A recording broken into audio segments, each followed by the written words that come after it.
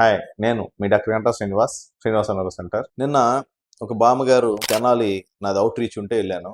అక్కడ కంప్లైంట్స్ వేరే డాక్టర్ గారు చూసి రెఫర్ చేశారు. ఏం లేదండి, 10 దాకా బాగానే ఉన్నాను, సన్నగా నీళ్లు తాగుతుంటే నా ముక్కులోంచి వచ్చేసినాయి, ఇంకా నాకు ఈ టేప్ అంతా లెఫ్ట్ సైడ్ అంతా తిమ్మిరి వచ్చేసింది, నడుస్తున్నాను బాగానే ఉన్నాను, మీతో మాట్లాడుతున్నాను, వీళ్ళందరూ ఏమో నీకు పక్షవాతం వచ్చింది అంటున్నారే, నేను కాలు చేయి బాగానే ఉన్నాగా అంటున్నారు అనే కంప్లైంట్ తో వచ్చారు. సో ఈమెలాగే చాలా మంది అనుకుంటారు ఆ బామ్మకి 82 ఏళ్ళు, ఆమెకి పక్షవాతమే.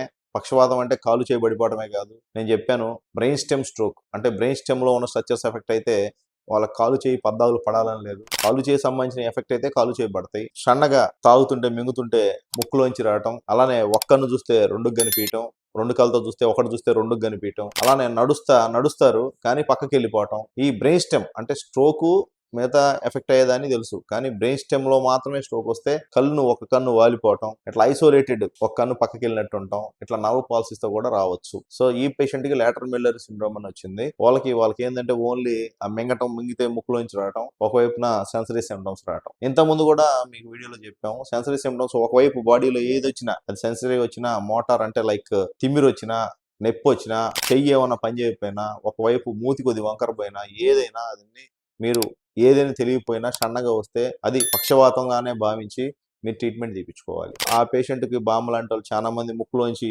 నోట్లో తాగితే ముక్కులోంచి వస్తుందంటే ఇంకేదో అని చెప్పి ఈఎన్టీ డాక్టర్ దగ్గరికి వెళ్ళారు, తర్వాత గ్యాస్ట్రోఎంట్రాలజిస్ట్ దగ్గరికి వెళ్ళి, ఆ తర్వాత న్యూరాలజిస్ట్ దగ్గరికి వచ్చే లోపల మనకి పుణ్యకాలం కాస్త గడిచిపోయి మనం స్ట్రోక్లో సరిగ్గా ట్రీట్మెంట్ చేయలేక లేట్ అయ్యే ఛాన్స్ ఉంది. మెయిన్ ఈ ఇన్ఫర్మేషను, ఈ వీడియో ఎవరైతే నోట్లో నీళ్ళు తాగుతున్నప్పుడు ముక్కులోంచి వచ్చి అంటే ఇబ్బంది పడుతున్నారో, నేసర్ రీగస్టేషన్ అంటారు, అంటే నోట్లో తాగుతున్నాడు ముక్కులో వచ్చేసి కొల మారిద్ది, వాళ్ళు తాగలేరు, ఇంకా ముక్కులో గొట్టం వేసి కూర్చోబెడతారు.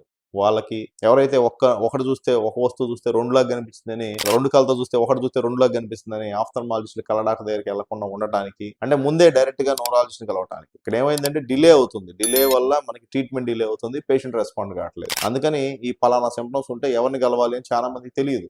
ఎవరికైనా కామన్ గా కదా, ఇప్పుడు ఒకటి చూస్తే రెండు కనిపిస్తుంది అంటే ఏదో కళ్ళ డాక్టర్ అనే వెళ్తారు, కానీ రెండు కళ్ళతో తెలిసి ఉన్నప్పుడు ఒకటి చూస్తే రెండు కనిపిస్తే, నేను ఇంత ముందు వీడియోలో కూడా చెప్పాను, ఒక కన్ను మూసేసుకొని చూస్తే నీకు బాగానే కనిపిస్తే అది మాది అంటే న్యూరాలజీది, ఒక కన్నుతో కూడా చూసినా కానీ రెండు కనిపిస్తే అది అప్పుడు కంటి డాక్టర్ దగ్గరికి వెళ్ళొచ్చు. సో ఫస్ట్ మీరు న్యూరాలజిస్ట్నే కలవాలి. అట్లానే ముక్కులోంచి, ఎందుకంటే తాగినప్పుడు చాలా మంది ముక్కులోంచి రావడం అయితే ఓహో ఇక అంగిల్లో ఏదో ప్రాబ్లం ఉంది నాకు అని చెప్పి ఏంటి డాక్టర్ కలుస్తారు, కానీ ఆ అంగిల్ని కంట్రోల్ చేసే నర్వ్స్ వల్ల ప్రాబ్లం వల్ల ఇట్లా జరిగింది అని చెప్పడానికే మెయిన్ ఈ వీడియో చేయడం జరిగింది. మీకు ఈ వీడియో నచ్చినట్టయితే లైక్ చేయండి, షేర్ చేయండి, సబ్స్క్రైబ్ చేయండి.